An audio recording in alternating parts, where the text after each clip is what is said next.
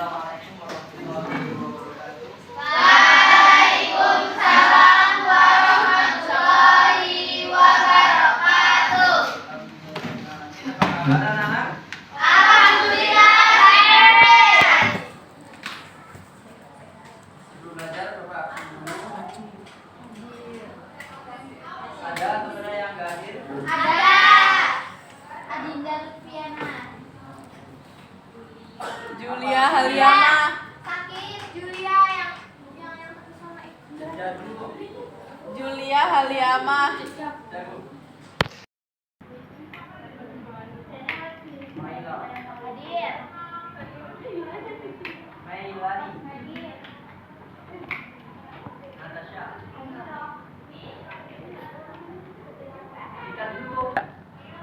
Baik anak-anak, kemarin kita belajar apa? Masih ingat? Kemarin apa? Nah, ada penggunaan media sosial. Coba kamu apa kemarin? Yang kita bahas. Ada menggunakan media sosial. Ya, terus? Dampaknya.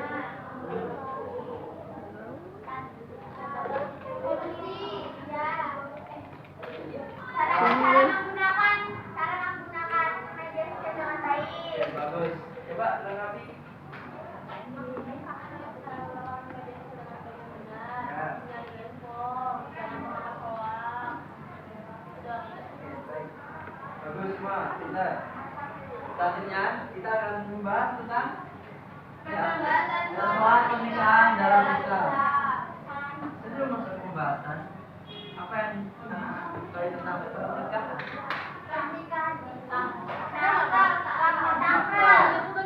Laki dan perempuan apa ini? Ijab kabul. Ya, bagus. Apa? Ya, boleh. Ya, dalam pernikahan itu adalah satu hubungan yang melalui namanya akad ijab kabul. Itu ada wali, mahar, dan sebagainya. Ada rukun, ada syarat. Nih, cara bahasa bisa baca sendiri ya.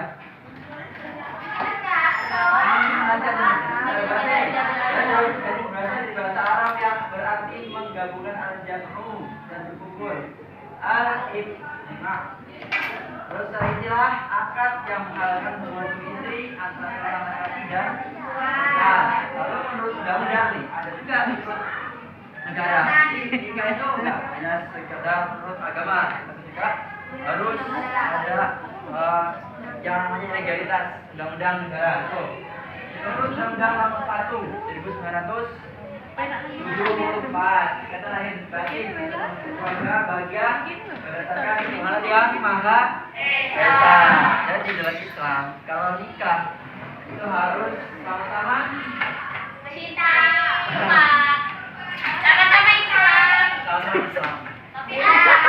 Tanda salah Quran. Bisa baca meminta ayat ini Oke, boleh. Bareng-bareng aja ya. 1, 2, 3. Bukan dulu bismillah. 1, 2, 3. Bismillah.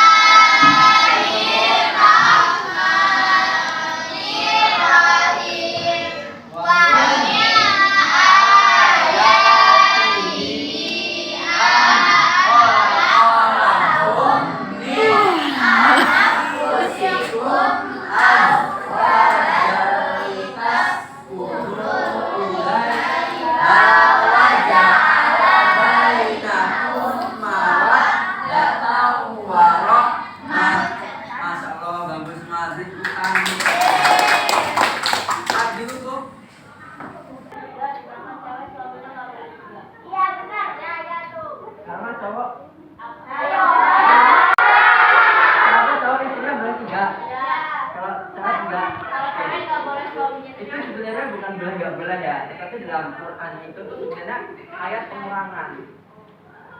Iya. Kalau kita tarik historisnya, lebih jauh. Dulu istrinya Rasulullah SAW Nabi kita, Nabi bangsa kita itu istrinya berapa hari tahu? 12. Istrinya itu tuh rata-rata janda. Nah, tidur dulu. Karena zaman perang banyak perbudakan. Nah, Rasulullah itu memerdekakan mereka yang diperbudak.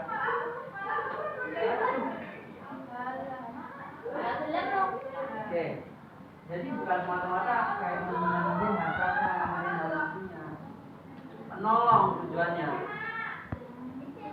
Karena rata-rata istri itu calon janda yang ya sangat membutuhkan laki-laki untuk mempertahankan kehidupannya gitu. Nah, lalu kenapa si sahabat nggak boleh suaminya dua? Ya haram, udah ada di Al-Quran. Kenapa cewek atau perempuan itu nggak boleh dua? Oh ya, sorry. Itu. Ya, kenapa suami nggak boleh dua? Ya, itu haram. Soalnya kebutuhannya atau tanggung jawabnya itu berbeda.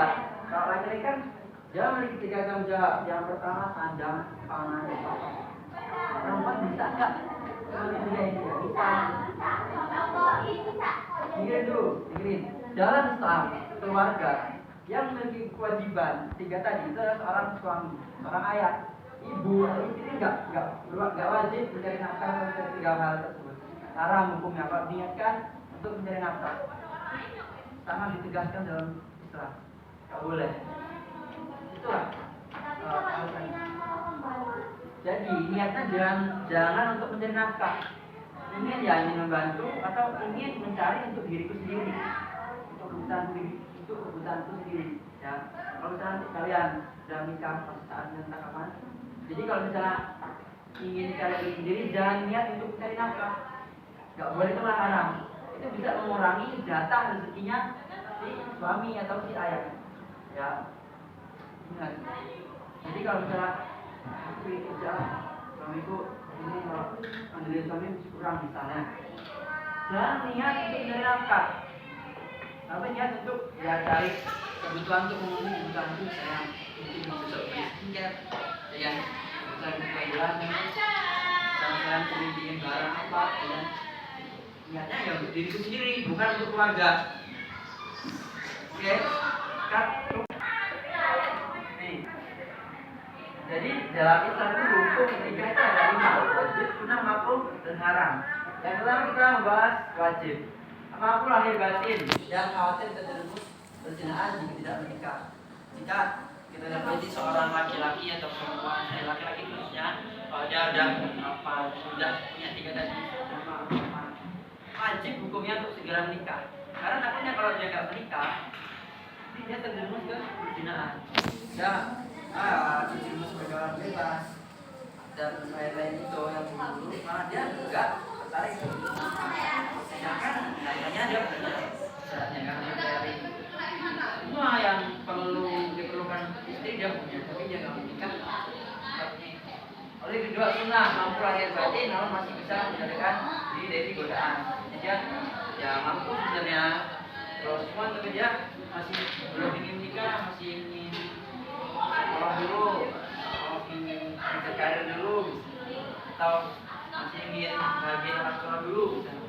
Nah, tapi dia bisa menjaga hasratnya, kalau tidak kepanjangan dan sebagainya itu semua. Lalu makruh punya hasrat, tetapi belum punya bekal nafkah. Jadi dia, dia itu apa? Kerjaan. Ya tadi sedang apa? Takutnya yang diajak hidup sama dia itu ya, itu. Lalu haram, berniat nih haram hukumnya berniat menyakiti pasangan atau tiba-tiba tidak mampu memberi nafkah. Jadi nikah cuma ingin ya bersenjang di RT terus cuma ingin memenuhi adatnya itu sangat boleh kan ya cuma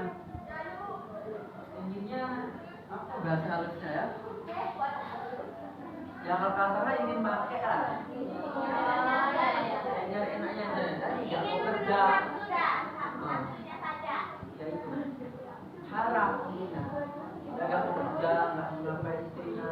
Kasian lah istrinya ya kan? Harap kan dalam Islam. Nah, itu penduduk. Mereka. Jadi ini seorang perempuan yang laki. Ini udah nikah nih, cerai. Nah, kalau udah diceraikan, itu nggak boleh langsung dinikahkan. Sebenarnya si perempuan ini harus nikah dulu dengan orang lain. Tapi nggak boleh direncanakan. Paham ya direncanakan?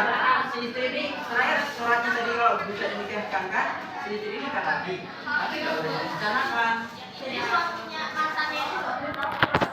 Ya nggak boleh direncanakan kan? Pengen pas lagi sama kamu, kalau direncanakan nikah dulu baru bisa nikah lagi sama kamu ini. Nah, itu direncanakan kan? Itu nggak boleh. Jadi harus benar-benar ini nggak direncanakan. Secara aja. Dalam ini nikah lagi, kebetulan nikah lagi. Terus ya